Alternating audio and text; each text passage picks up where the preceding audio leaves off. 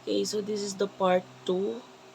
Unfortunately, kaya may part 1, part 2 kasi naputol yung part 1. And I don't know what happened na biglang nag-stop yung recording ko doon. So, in-upload ko na lang na separate itong part 2 nitong mga nakarelate or nanood dito sa part 1 ng video na ito. Okay? So, anyway, um, naputol tayo. Naputol tayo doon sa nag-e-emote ako. Kasi nga, may nakuha tayong energy dito na sobrang nasasaktan yung person mo na rin na ito sa nangyayari dito sa inyo. So, nakuha ko yung energy niya. And, yeah.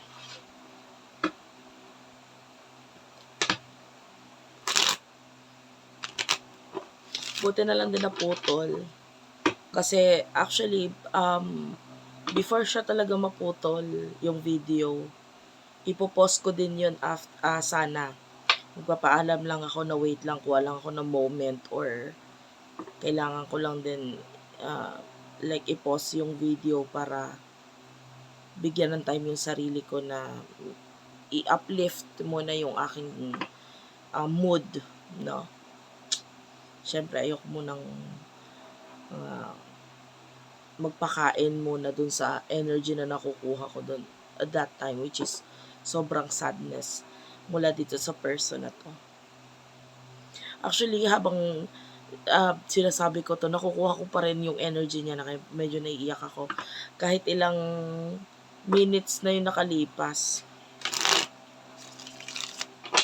Kasi bumalik ulit yung energy. Medyo nakakaiyak talaga siya. Anyway, pwede yung person is very emotional talaga din na person. Or kumpara sa iyo, siya yung medyo ganun. In the near future, what will happen in the near future for the both of you?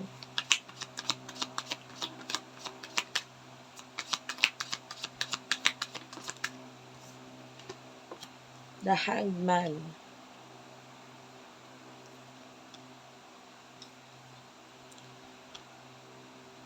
The Emperor, tsaka Five of Swords. Okay, tell me more. In the near future para sa inyong dalawa. Kunin ko lang tong energy na to. The King of Pentacles, the Chariot, and the Six of Pentacles. Clarify, please. Mutual energy in the near future para sa inyong dalawa. Water sign, Cancer, Scorpio, Pisces.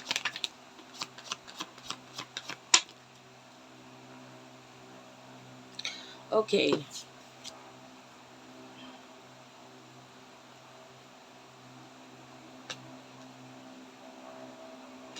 King of Cups, the Lovers, Knight of Swords, and the Four of Pentacles.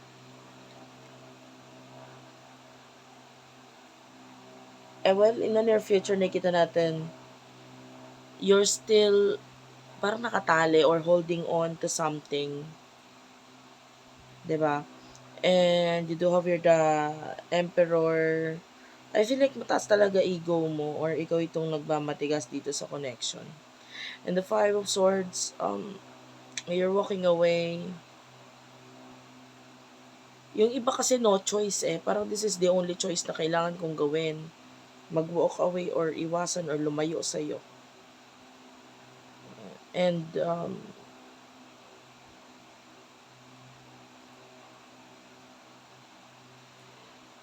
yung energy ng person mo.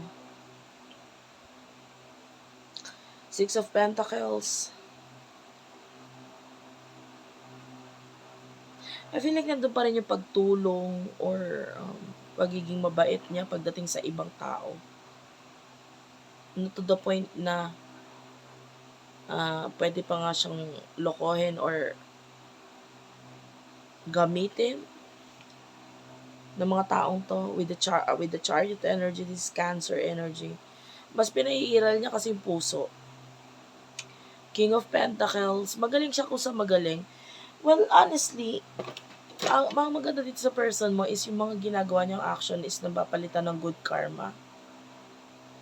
Which is, sabihin na nating mapagbigay siya, hindi man nababalik agad-agad sa kanya yung mga binibigay niya na ito, si universe, nagkakaroon siya ng ibang paraan para ibalik dito sa person mo yung mga kabutihang ginagawa niya sa iba.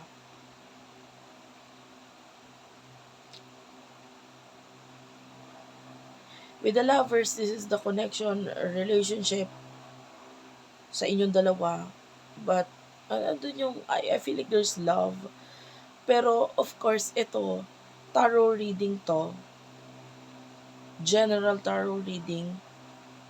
So, ang energy is yung advice, yung future na gusto mo mangyari sa connection na ito, is kailangan gawin mo din yung action na dapat gawin para mangyari yung future na yon. Kasi hindi tayo pwedeng nga na lang or hintay na lang mangyari tong future. Kung wala kang gagawin, wala rin talaga mangyayari. Or walang mapapala, walang patutunguhan. Well, ganun naman talaga, reality check lang. Hindi naman ganun na, for example, you like the person, di ba? Hindi naman pwedeng paggising mo kinabukasan na dyan na binigay na ng universe sa'yo. Of course, may mga actions kang kailangan mong gawin para mangyari yung mga yon, di ba? And with the Four of Pentacles, kung mananatili ka sa iyong comfort zone, if you will still hold on sa feelings dito sa person na ito, or yung emotions mo is nakalock or nakatago, or hindi mo para i-open, or para hindi ka para gumawa ng action dito sa person na to, makikita natin wala namang patutunguhan din talaga yung connection. 'Di ba? The person here is like willing to fight for you, willing to give you everything. Like it's all or nothing yung energy niya. And I'm feeling like, of course, kung possible pa, no? Parang gusto pa nga niya magkaroon ng anak with you. If possible, kasi yung ibang nanonood, medyo it's not possible na because of the age, no?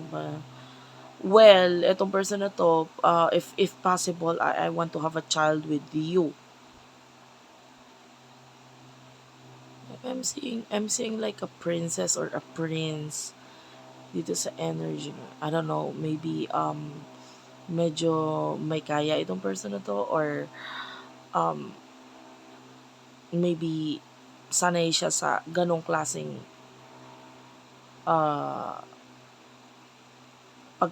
pakikitungo ng ibang tao sa kanya, like tinatrata siya as someone na very special, or mataas nga talaga yung tingin sa kanya. Well, anyway, yun. And with the Two of Pentacles, like ito, nakikita ko ito is gulong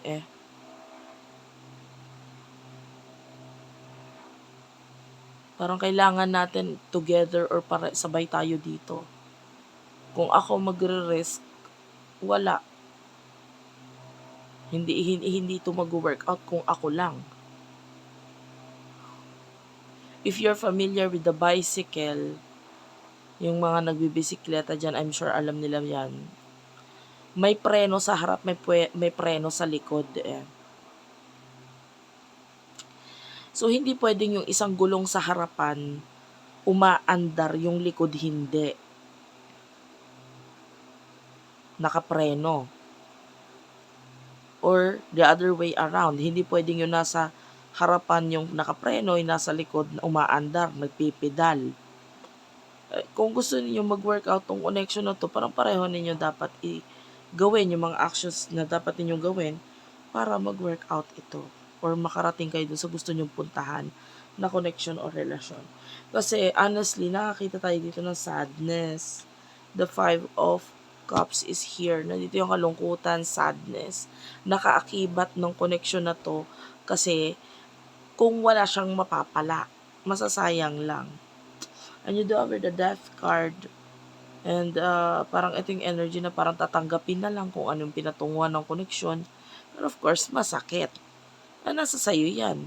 Kung tatanggapin mo na nga lang ba na wala na talaga, or ipagpapatuloy mo, gagawin mo yung actions na dapat mong gawin para magtuloy ito. So thank you for watching, guys. I love you all. Please do like and subscribe.